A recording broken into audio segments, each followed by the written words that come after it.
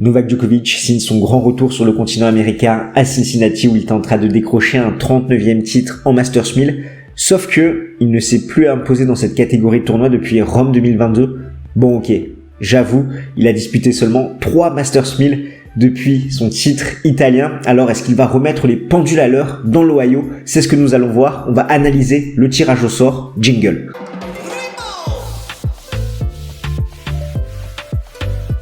Comme son compère canadien, le Masters 1000 de Cincinnati est un tournoi très volatile en termes de lauréats. Sur les 10 dernières éditions, on compte 8 vainqueurs différents, 2 fois Djokovic et Federer, et ensuite Cilic, Zverev, Medvedev, Dimitrov, Nadal et Coric. Parce que oui, en 2022, alors classé 152e mondial, Borna Coric va décrocher son 3e titre en simple, son premier titre en Masters 1000 en éliminant coup sur coup Musetti, Nadal, Bautista Agut, Auger-Aliassime, Norrie et Tsitsipas en finale. Cincinnati, c'est l'ultime grand événement avant l'US Open, ça donne les indications avant le dernier grand chelem de l'année, notamment sur les têtes de série où Novak Djokovic et Carlos Alcaraz peuvent encore chacun arriver avec le dossard de numéro 1 à New York. Par contre, parce que dans les faits, la tête de série numéro 1, ça change pas grand chose sur le tirage au sort, ce qui va être intéressant à surveiller, c'est cette tête de série numéro 4 où on a Tsitsipas, Rune, Ruud et Rublev qui peuvent encore se la disputer, et ça change quelque chose pour le tirage au sort à New York. Enfin, avant de rentrer dans le vif du sujet, je tourne cette vidéo le samedi 12 août, après les quarts de finale à Toronto, donc le Masters 1000 canadien n'est pas encore terminé,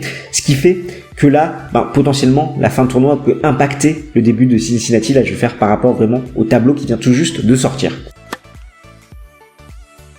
On attaque tout de suite avec la partie de Carlos Alcaraz où en tête de série il retrouve Paul Tiafoe, Ruud le Cooper de tête, Lloyd Harris qui pourrait jouer Casper Ruud au second tour, le quart théorique Alcaraz contre Ruud. Et si on analyse un petit peu cette partie de tableau là, déjà on a un Carlos Alcaraz qui a quitté le Canada sur une déconvenue contre Tommy Paul en quart de finale. C'était déjà son bourreau en 2022 dans le Masters 1000 canadien. Et ce qui est plus inquiétant, c'est que l'Espagnol est apparu assez lent, assez fatigué mentalement, physiquement par rapport à son jeu de jambes. C'est vrai qu'on se posait cette question de savoir comment il avait digéré son titre à Wimbledon. Il avait enchaîné très rapidement avec cette exhibition, la Hopman Cup. Mais là, je me pose des questions par rapport à son état mental, son état physique, de le voir un petit peu lessivé, alors que là, il va entamer vraiment la défense de son titre à l'US Open. Ça m'inquiète. Est-ce que c'est une bonne chose de jouer à Cincinnati? On va voir ce qui va se décider dans les heures et les jours à venir. Mais là, pour moi, il a plus besoin de repos pour arriver frais et disposé mentalement à New York. Donc là, c'est compliqué un petit peu d'analyser le jeune ibérique par rapport à ce qu'il avait fait en 2022. Il avait fait un quart de finale où il s'était incliné en 3-7 contre Cameron Norrie avec des victoires convaincantes contre McDonald et Cilic. Cela sera seulement sa 3e participation. Si on revient sur son parcours, Isner potentiellement au premier tour, ensuite Humbert ou Paul, Tiafoe ou Ruud en quart de finale. C'est un parcours piégeux parce que à chaque tour, il peut avoir des matchs compliqués, surtout ça va dépendre de quel Alcaraz on a. Est-ce qu'on a cet Alcaraz un petit peu fatigué, impatient, qu'on a eu même énervé avec ce jet de raquette qu'on a vu contre Tommy Paul, ou on arrive à avoir un Alcaraz un petit peu plus relax, reposé, frais, disposé pour justement se préparer pour l'US Open. À voir, c'est dur de changer en quelques jours comme ça, sachant que les deux tournois s'enchaînent. En tout cas, voilà. Parcours pas évident pour l'Espagnol, tout comme Casper Ruud qui se retrouve, comme je te disais, potentiellement avec Lloyd Harris au second tour, plus du Tiafoe qui peut être compliqué à manœuvrer sur une surface rapide, d'autant plus sur le continent américain. Le second quart de tableau, c'est celui de Stefanos Tsitsipas où il retrouve en tête de série Coric, Khachanov ainsi que Rublev, les coupeurs de tête, il y en a pas mal, Eubanks ou Shelton, sachant que les deux joueurs s'affrontent au premier tour, et Sebi Korda s'il arrive vraiment à retrouver des couleurs. Chez lui, le quart théorique c'est Tsitsipas contre Rublev. Tsitsipas qui est apparu un petit peu méconnaissable à Toronto après son titre à Los Cabos, sachant que son dernier titre remontait à Majorque en 2022, donc plus d'un an. On pensait que ça allait le rebooster, et là, il s'incline contre Gaël Monfils. Vraiment sur le terrain il a paru apathique, lent, c'était pas évident de reconnaître Stefanos Tsitsipas. Très bon match du français en demeurant, sachant qu'il a mis en place la bonne tactique de jouer sur le revers de son adversaire. Mais voilà, quel visage va avoir l'ami Steph, pas évident à savoir. On sait que Cincinnati, généralement, ça lui réussit plutôt bien, malgré les conditions rapides, sachant qu'il a 10 victoires pour 4 défaites, et systématiquement en demi-finale depuis 2020. Par contre, il ne va pas avoir un parcours si facile que ça. Eubanks ou Shelton au premier tour, Hurkacz ou Korda ensuite, et Rublev. Donc au vu de ses défaillances côté revers, et notamment à la relance, on peut le voir vraiment contre-performer, d'autant plus sur une surface rapide. Si ses adversaires arrivent à trouver son revers, arrivent à trouver la bonne première balle, c'est compliqué pour Stefanos Tsitsipas. Rublev, lui aussi, il devra se méfier et se remettre de cette déconvenue à Toronto où il a perdu contre Mackie McDonald. Match, voilà, piège, certes, mais le voir perdre en 2-7, c'était pas évident. Lui, sa principale menace, c'est Andy Murray. On l'a vu, vraiment, le Britannique qui revenait très bien, même s'il a dû abandonner ou il essaie de garder encore un peu de jus, justement, pour l'US Open et essayer de viser cette deuxième semaine en Grand Chelem, qui est son principal objectif. Mais Rublev, par rapport au fait qu'il y a plusieurs années, il a déjà fait une finale ici même, il s'était incliné contre Alexander Zverev, il peut de nouveau bien briller et profiter justement de ce tableau et potentiellement avec un Tsitsipas qui viendrait à perdre plus rapidement que prévu. Avant de passer à la partie basse, un mot du sponsor de cette vidéo, Royalties. Tu connais la bourse, tu achètes des actions sur les entreprises auxquelles tu crois et en fonction de leur performance, tu vas avoir plus ou moins un bon rendement. Royalties, c'est la même chose, mais tu n'investis pas sur des entreprises, tu investis sur des talents. Il y a plusieurs sports qui sont représentés. Là, on va s'intéresser au tennis. Tu as différents joueurs qui sont sur la plateforme. Caro Garcia, Hugo Gaston, Corentin Moutet, Daniil Medvedev, Nick Kyrgios, pour ne citer que des pépites comme Noskova. Et là, tu vas acheter un ROI sur un joueur. Donc, en moyenne, voilà, le plus faible ROI, il est à 2 €. Donc, pour investir sur un talent, et en fonction des performances de ce joueur sur le terrain, mais également sur les réseaux sociaux, il y a un algorithme qui calcule tout ça, ton investissement va prendre plus en moins en valeur, et ça c'est vachement intéressant. Je trouve que c'est un concept assez novateur, ça change de la bourse. Là vraiment tu investis sur les joueurs en qui tu crois et tu suis un petit peu leurs aventures, parce que derrière tu vas être rémunéré par rapport à leur performance. Les joueurs signent un contrat sur 10 ans sur la plateforme Royalties, et là, si tu utilises notre lien d'affiliation que je te mettrai en description, tu vas avoir accès à un bonus, un reward, et ça te permet justement de tester Royalties. Ton premier dépôt, voilà, ça peut être 2 € sur un joueur en qui tu crois, et derrière tu suis un petit peu ses performances et tu vas avoir des retombées par rapport à ce placement. Tu peux bien évidemment diversifier ton portefeuille en investissant sur plusieurs talents, sur plusieurs disciplines. Donc je te laisse regarder tout ça en description, sachant que je mettrai le lien, tu cliques dessus et ensuite tu t'inscris et tu fais un dépôt.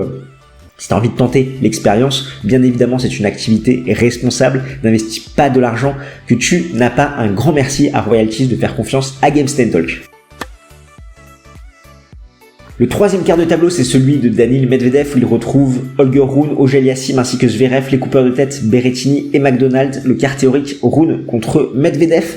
Medvedev qui a perdu lui aussi en quart de finale à Toronto contre Alex de Minaur en 2-7 dans un match où il a mené les débats un petit peu au score, mais à chaque fois il s'est fait rattraper. C'est vrai qu'il a du mal sur dur face à des joueurs qui ont un petit peu le même style que lui, c'est-à-dire qu'ils ont une couverture de terrain exceptionnelle, qui défendent très bien, parce que Medvedev, lui, son point faible derrière, ça va être de faire la différence, de faire le point, de terminer le point, et pour ça, c'est soit la puissance, soit monter au filet pour conclure le point, et Medvedev n'a ni puissance, sachant qu'il s'appuie sur la vitesse de balle adverse, et c'est compliqué pour lui de jouer à contre-nature et d'aller au filet, d'autant plus qu'il a cette position très lointaine sur le court, et c'est Alex de Minaur qui a pu en profiter, donc vraiment une contre-performance pour le Russe, qui accuse sa deuxième défaite de suite contre l'Australien, et je pense qu'il aura à cœur de vraiment se remettre d'aplomb à Cincinnati, un tournoi qu'il a déjà remporté en 2019. Au niveau de son parcours, ça commencerait par Musetti ou Evans, ensuite Zverev ou Barrer, et en quart de finale Rune ou Berrettini. Je pense que c'est pas insurmontable pour Daniil Medvedev par rapport au style de joueur de ses potentiels adversaires. Il y aurait ce match contre Alexander Zverev, on sait que l'Allemand lui a posé pas mal de soucis sur cette saison 2023, mais encore faut-il qu'il soit là. Je pense qu'il a pris une déculottée quand même contre Davidovich Fokina il y a quelques jours, donc pas sûr de le voir à ce stade de la compétition. Pareil pour Holger Rune en quart de finale, on sait que c'est pas la meilleure surface, le dur extérieur par rapport aux Danois. On l'a vu, lui il brille plus sur terre ou en indoor. Là ça a été compliqué à Indian Wells, Miami, pareil à Toronto avec cette contre-performance contre Marcos Giron. Là ça pourrait être Berrettini qui viendrait lui couper un petit peu l'herbe sous le pied. Donc à surveiller, mais je pense que Medvedev s'en tire plutôt bien par rapport à son tirage au sort. Arrive à la partie du revenant, Novak Djokovic qui retrouve Sinner, Fritz et Norrie, les coupeurs de tête Cerundolo et Monfils, et le quart théorique Djokovic contre Sinner.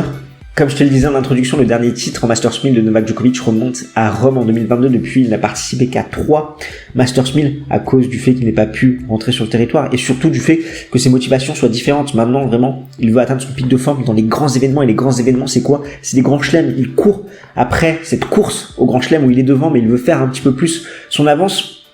Et rends-toi bien compte, sur ses 10 dernières participations en Masters 1000, il en a remporté que 3. Alors est-ce que son Masters 1000 annuel aura lieu à Cincinnati 2023? C'est ce qu'on va voir. En tout cas, je pense qu'il aura à cœur de bien performer sur le continent américain, lui qui a été si longtemps privé des terres américaines avec ses Masters 1000 et ses grands chelems. À Cincinnati, c'est 40 victoires pour 12 défaites, mais c'est un Masters 1000 qui lui a longtemps résisté étant donné qu'il l'a remporté pour la première fois au bout de sa 12e participation, malgré 5 finales. Et sur ces 3 dernières participations là, sa seule défaite, c'était contre Medvedev. Au niveau de son parcours, Davidovich Fokina ou Etcheverry, d'entrée, Dominor, Monfils, puis Sinner en quart de finale, t'as 2 lectures quand tu vois tous ces noms. La première, c'est de se dire, waouh, il a un parcours du combattant, Novak Djokovic. Jamais il va s'en sortir. Tous ces joueurs, ils sont en forme, ils ont bien brillé à Toronto. Ou la seconde lecture est plutôt celle que je vais privilégier, c'est de se dire, ok, tous ces joueurs, ils sont en forme, ils ont très bien joué à Toronto, mais quelle est la probabilité qu'ils arrivent à enchaîner coup sur coup Toronto et Cincinnati avec ce niveau de jeu? D'autant plus que pour la plupart, c'est des joueurs qui n'ont pas l'habitude d'aller loin en Masters 1000. Rends-toi bien compte, dans la partie de tableau de Novak Djokovic,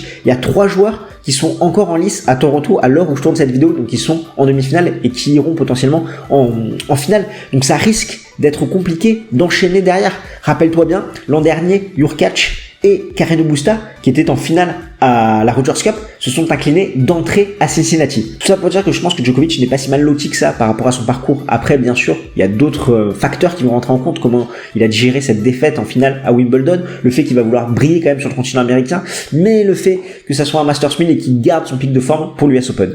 On arrive à la partie qui t'intéresse, les pronostics, là où on n'est pas très bon en ce moment, en témoigne ma vidéo à Toronto, donc les quarts théoriques, Alcaraz, Ruud, Tsitsipas, Rublev, Rune, Medvedev et Djokovic, Sinner, et les quarts que je vais pronostiquer, Alcaraz, Tiafoe, Rublev, Hurkacz, Medvedev, Berrettini et Fritz, Djokovic.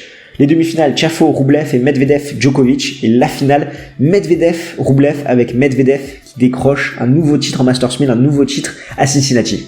Pourquoi je vois ce résultat? Je pense que c'est vraiment une surface qui va parfaitement à Medvedev. Il a déjà gagné ce tournoi. Là, en plus, au niveau de son parcours, il aura moins de joueurs contraignants comme ça avait été le cas à Toronto avec Dominor qui joue un peu dans la même filière que lui, où il doit vraiment créer du jeu, créer ses offensives. Là, je pense qu'il va pouvoir jouer à sa main. Après, à cette demi-finale potentiellement contre Novak Djokovic, je pense que Djokovic va vouloir se réserver pour l'US Open et est venu se jauger sur quelques matchs et c'est déjà excellent. Une demi-finale, c'est pourquoi je ne le vois pas forcément aller au bout. Après, on a Alcaraz.